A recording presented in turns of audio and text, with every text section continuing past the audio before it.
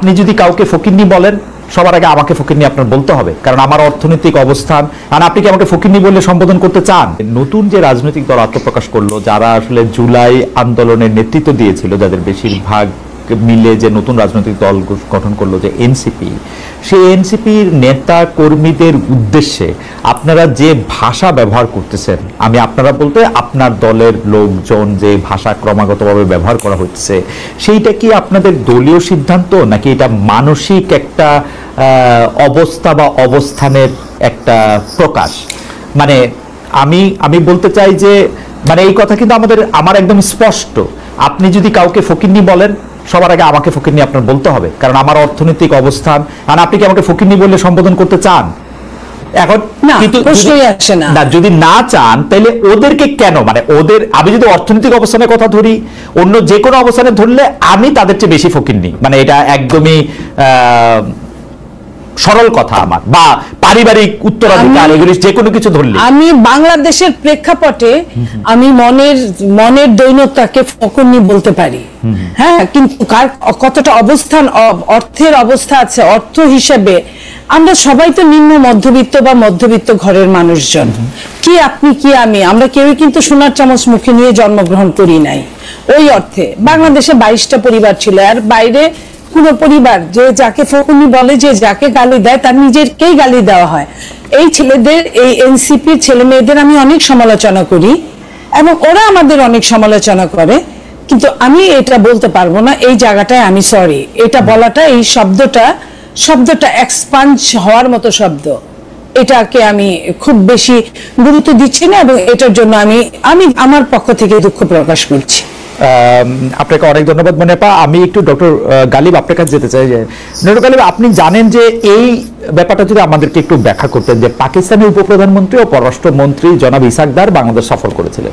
তো সফর করার পরে আমরা সাধারণত দেখি যে পররাষ্ট্রমন্ত্রী লেভেলে যখন সফর করা হয় তখন কি বিষয়ে আলোচনা হবে বা কি বিষয়ে এটা ঠিক করা হবে সেটা মোটামুটিভাবে আগেই এগুলি ঠিকঠাক করা থাকে। কিন্তু এবারকার সংবাদ সম্মেলনে, মানে যৌথ সংবাদ সম্মেলন আমি যদি নাও বলি, পরপর বা সাইমালটেনিয়াস সংবাদ সম্মেলনে আমাদের পররাষ্ট্র উপদেষ্টার বলতে হলো যে অবশ্যই দ্বিমত আছে।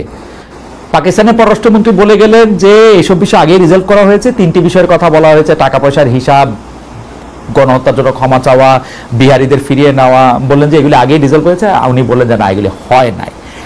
আমার মনে হয় যে 71 সালের বা মুক্তিযুদ্ধের পাশাপাশি আপনি অনেক ফেসবুকে স্ট্যাটাস দিচ্ছেন, আলোচনা করতেছেন, এই বিষয়টার ক্ষেত্রেও আমরা আসলে রাজনৈতিক দলগুলোর, বিশেষ করে জামায়াতে ইসলামীর অবস্থানটাও আমরা, জামায়াতে ইসলামী পরিষ্কার করবে কিনা যে এই প্রসঙ্গে জামায়াতে ইসলামী আসলে কি মনে করে, যে পাকিস্তানের সাথে এই ইস্যুগুলি কি মীমাংসিত হয়েছে, মীমাংসিত করার কি আদৌ দরকার আছে, নাকি মীমাংসিত হয় না, মানে আমাদের পররাষ্ট্র উপদেষ্টার পজিশনটা ঠিক? আমাকে ইনভাইট করার জন্য মনিয়াপা আছেন। তো আমার বোধ হয় যে এই প্রশ্নটাকে আমি একটু আমার পার্সোনাল লেন্স থেকে বলি। আমি তো ধরেন যে জামাতের অফিসিয়াল লেন্স থেকে বলতে পারবো না, আমি মুখপাত্র না, আমার পার্সোনাল জায়গা থেকে আমি যেভাবে অবজার্ভ করি সেভাবে বলি। এখন 71টা আমাদের ইতিহাসে একটা ক্রিটিক্যাল জায়গা, যে এটা এখন আমাদের জাতির মধ্যে ক্ষত রেখে দিচ্ছে, বিভিন্ন ধরনের ডিভাইডেশন, আন্ডারস্ট্যান্ডিং, পার্থক্য। এটা যেরকম করে বাংলাদেশের সাথে পাকিস্তানের পারস্পরিক সম্পর্কের ক্ষেত্রে এই ক্ষতটা আছে, আবার বাংলাদেশের অভ্যন্তরে স্বাধীনতার পক্ষ বিপক্ষের জায়গা থেকে এই ক্ষতটা আছে। এই ক্ষতটা আমাদেরকে নিরাময়ের দিকে যেতে হবে, এবং সেক্ষেত্রে সকল পক্ষকে দায়িত্বশীল ভূমিকা পালন করতে হবে। এখানে যেরকম করে জামাত ইসলামের দায়িত্ব আছে এটাকে রিকনসিলিয়েশন করার, ঠিক একইভাবে জামাতের বাইরে যারা আছে তাদেরও দায়িত্ব আছে এটাকে রিকনসিলিয়েশন করার। আমি মনিয়াপার আগের সূত্র ধরে যে ফজলুর রহমান সাহেবের যে বক্তব্য উনি বলছেন, দেখেন এখানে মুক্তিযুদ্ধের 3টা পার্সপেক্টিভ আমি যেভাবে দেখি, ওয়াইড স্পেকট্রামটা। একটা পার্সপেক্টিভ হলো যে আওয়ামী লীগ যেভাবে ব্যবহার করছে, তারা মুক্তিযুদ্ধের দলীয়ভাবে মনোপলি করছে এবং মুক্তিযুদ্ধের চেতনাকে সামনে রেখে একটা ফ্যাসিবাদ তারা করছে। দেখেন আপনি শেখ মুজিবুর রহমান, উনি হচ্ছে আমাদের মুক্তিযুদ্ধের নেতা ছিলেন ইন সাম পার্সপেক্টিভ, যদি উনি যুদ্ধ করেন না, যুদ্ধের সময় ছিলেন না, কিন্তু 72 উনি যখন আসছেন সবাই ওনাকে নেতা মাইনা এই দেশের আপনার প্রাইম মিনিস্টার করছে, প্রেসিডেন্ট করছে। তো সেই শেখ মুজিবকে ওনারা ফ্যাসিবাদের আইকন বানায় ফেলছেন। শেখ মুজিবুর রহমানের ছবিকে সামনে রাখা, মূর্তিকে সামনে রাখা, ভাস্কর্যকে সামনে রাখা ওনারা মুক্তিযুদ্ধে একটা ফ্যাসিবাদী প্রজেক্টকে দাঁড় করেছে। তো আপনি তো এই ফ্যাসিবাদকে সমালোচনা না করে শুধু মুক্তিযুদ্ধের গ্লোরিফাই করতে পারবেন না, তাহলে তো ফ্যাসিবাদ আবার আসবে। তো এটা হচ্ছে একটা পার্সপেক্টিভ। আমি বলতে পারি ডক্টর গালিব, এইটা পরিষ্কার করার জন্য আর কি, এইটা মানে আপনি তো শিক্ষক মানুষ, এটা পরিষ্কার করার জন্য প্রথম কথা হচ্ছে আমার কিন্তু ধারণা ছিল ৭১ বাংলাদেশের একটা ক্রিটিক্যাল বিষয়, এই কথাটা নিয়ে আমার আপত্তি আছে। আপনি দ্বিতীয় কথা বলছেন যে এটা বাংলাদেশের জাতিকে ডিভাইড করছে, আমার কিন্তু ধারণা ছিল ৭১ বাংলাদেশকে একতাবদ্ধ করছে, আমরা সবাই একটা বাংলাদেশে একটা স্বাধীন দেশ পাইছি। ২ নম্বর হচ্ছে যে আমি কিন্তু আপনার সাথে ১০০% একমত, বিগত সরকার এই মুক্তিযুদ্ধকে নিয়ে ব্যবসা করছে, তারা একটা ফেসিবাদী কাঠামোতে কিছু মৌলিক আমি কি বলবো একটা একটা একটা দেবত্ব সৃষ্টি করতে চাইছে, যেটার বিপক্ষে আমরা ছিলাম। কিন্তু আমাদের খুব আশা ছিল এটা আমরা আওয়ামী লীগ থেকে মুক্ত করে আমরা সবাই মিলে মুক্তিযুদ্ধটাকে সেলিব্রেট করব। কিন্তু এখানে কিন্তু আমরা আওয়ামী লীগের বয়ানটাকে আবার ইয়ে করতে দেখলাম, আওয়ামী লীগকে আঘাত করতে গিয়ে মুক্তিযুদ্ধকে আঘাত করা হচ্ছে। আপনি যদি একটু পরিষ্কার করেন যে মানে আমরা তো মুক্তিযুদ্ধের জায়গায় তো আমরা একতাবদ্ধ থাকবো, আওয়ামী লীগের নিয়ে ব্যবসা করছে, আওয়ামী লীগের বাদ দিব, আমরা ব্যবসা করবো না, আমরা এটা ধারণ করবো, এটা ছিল আমার বোঝা। কিন্তু এখন তো আমি দেখতেছি যে না, মানে আওয়ামী লীগের যেটা আমি বিশ্বাস করতাম না যে ওরা না থাকলে আর মুক্তিযুদ্ধ থাকবে না, এই ব্যাপারটার দিকে নেওয়া যাইতেছে আর কি সবকিছু।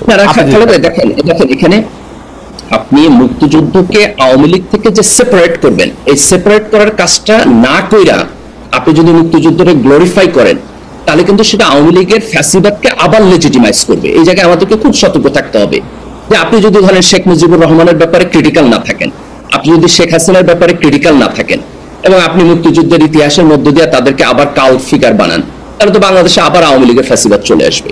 এটা তো আমাদের করা যাবে না। আমি আপনার সাথে এগ্রি যে এই সেপারেশনটা করে আমরা একটা মুক্তিযুদ্ধকে একটা গণমানুষের জায়গায়, একটা ঐক্যের জায়গায় যাইতে হবে। এখন এখানে আরেকটা এক্সট্রিম হইতে পারে, যে এক্সট্রিমটা হলো যে আপনি মুক্তিযুদ্ধের লেজিটিমেসি কোশ্চেন করবেন, যেখানে আপনি বলবেন যে না, পাকিস্তান ভুল করে নাই, আমরা যে স্বাধীন হয়েছি এটা ঠিক হয় নাই, মুক্তিযুদ্ধ না করাই ভালো ছিল। এইটাকে আপনি এক্সট্রিম একটা অপিনিয়ন বলতে পারেন, যেটা আপনি এখন বলতে চান যে কিছু কিছু জায়গায় আমরা এই ফেনোমেনাটা দেখি।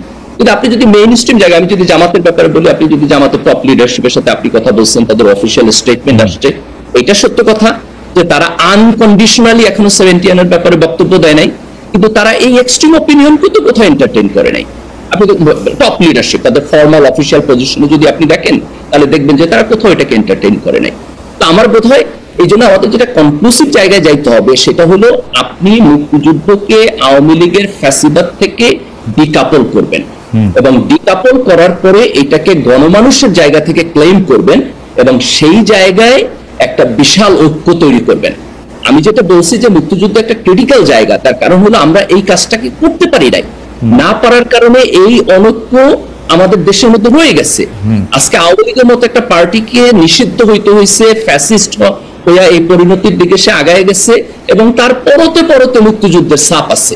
তো এটা তো আপনি এত সহজে এটাকে মানে আমি দুইটা জায়গা আপনি বললেন যে এক্সট্রিম কিছু লোকের ব্যক্তিগত মতামত এটা হইতে পারে, কিন্তু আমরা কিন্তু দেখতেছি এইবার ডাকসুতে যারা আমরা ইসলামী ছাত্র শিবির বলতে যারা চিনি, তারা যে প্যানেল দিছে, সেই প্যানেলের একজন গর্ব ভরে আমাদের একজন বীর শ্রেষ্ঠকে হাইজ্যাকার বলে পাকিস্তানের আরেকজন, যাকে পাকিস্তান মনে করে যে তাদের বীরশ্রেষ্ঠ, তাকে গ্লোরিফাই করতেছে।